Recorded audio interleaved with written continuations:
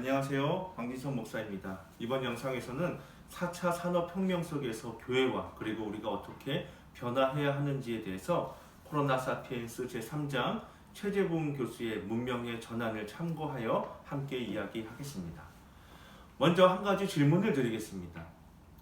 인터넷과 세탁기 중에 세상을 더 많이 바꾼 것은 무엇일까요? 이 질문은 그들이 말하지 않는 23가지라고 하는 장하준 교수의 책에 나온 질문입니다.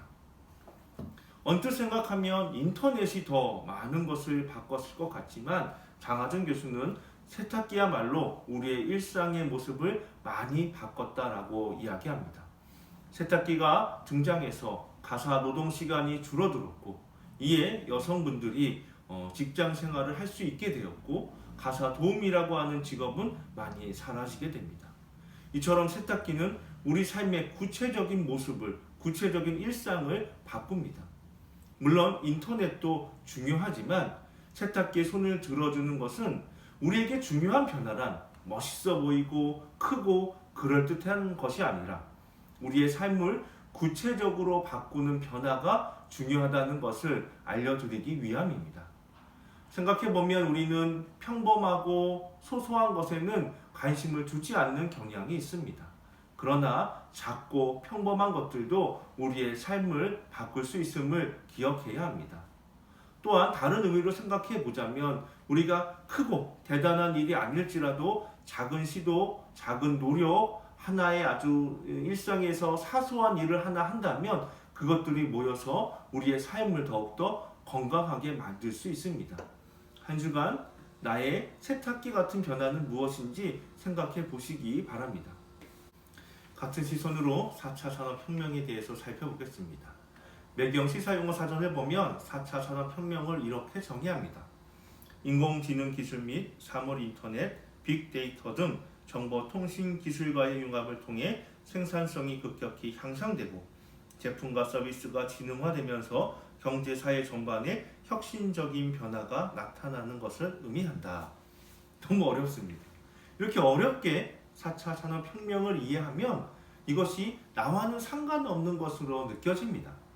그러나 4차 산업혁명은 이미 우리 일상을 많이 바꿨습니다. 코로나19 이후에는 이것이 더욱더 빨라질 것입니다. 최재봉 교수는 4차 산업혁명의 핵심은 AI가 아니라 스마트폰이라고 지적합니다. 우리의 생활 공간이 오프라인에서 스마트폰을 통해 온라인으로 디지털 세계로 바뀌는 것이 4차 산업혁명의 핵심입니다. 사실 우리는 이미 스마트폰으로 많은 일을 합니다. 은행 일을 보기도 하고 영화를 보기도 하고 장을 보기도 하고 학생들은 스마트폰으로 수업을 듣기도 합니다. 앞으로는 이 스마트폰으로 더 많은 일을 하게 될 것입니다. 사실 교회는 코로나 시대에 이 4차 산업혁명을 반강제적으로 경험하고 있습니다. 이 영상이 좋은 예가 될 수도 있는데요. 저는 지금 제 스마트폰으로 영상을 찍고 있습니다. 녹화가 마치면 제 스마트폰으로 편집을 해서 유튜브로 올리겠지요. 그러면 여러분들은 여러분들의 스마트폰으로 이 영상을 보실 것입니다.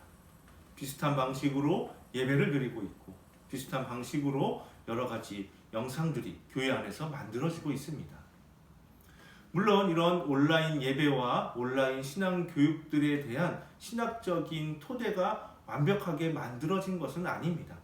목회적인 방침도 여전히 만들어져야 합니다.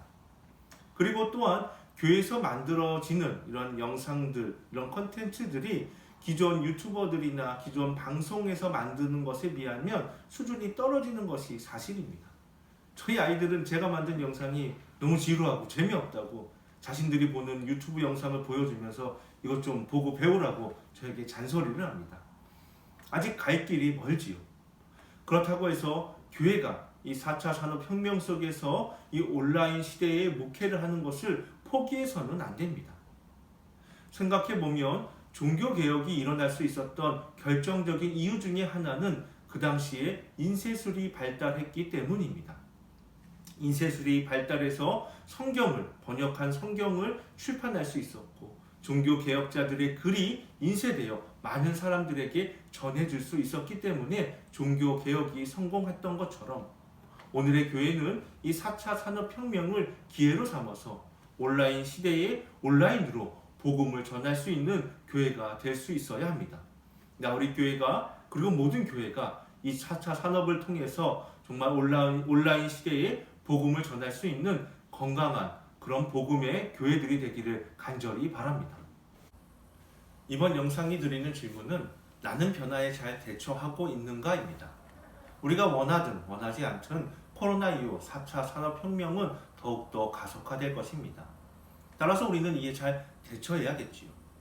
그렇다면 어떻게 하는 게 잘 대처하는 일일까요? 두 가지가 있는데 먼저는 그 변화의 흐름에 용기를 내어서 참여하는 일입니다. 아무리 세탁기가 많은 사람의 일상을 바꿨다 할지라도 그 세탁기를 나의 집 안에 두지 않는다면 나의 일상은 변하지 않습니다. 마찬가지로 4차 산업혁명에 우리가 직접 참여하지 않는다면 우리는 이 변화에 동참할 수 없습니다.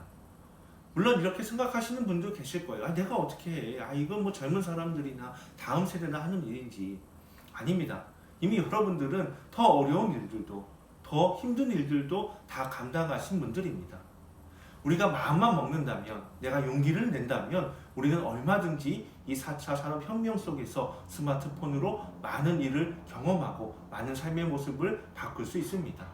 한 주간 내가 이 일을 잘하고 있는지 혹 내가 일을 하지 못하게 막는 것은 무엇인지 돌이켜보시기 바랍니다.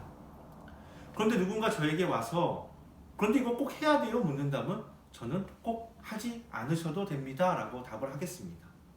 이것은 바로 두 번째 대처 방법인데 그것은 자신만의 스타일을 발견하고 그 스타일을 발전시키는 일입니다. 사실 저희 집에서 가장 많이 사용되는 제품이 있는데 그것은 바로 라디오입니다.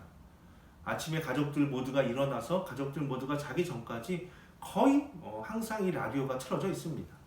사실 이 라디오는 온라인 세대에 디지털 시대에 어울리지 않는 매체일 수 있습니다. 그러나 라디오는 여전히 많은 사람들에게 즐거움을 주는 매력을 지닌 매체로 존재합니다.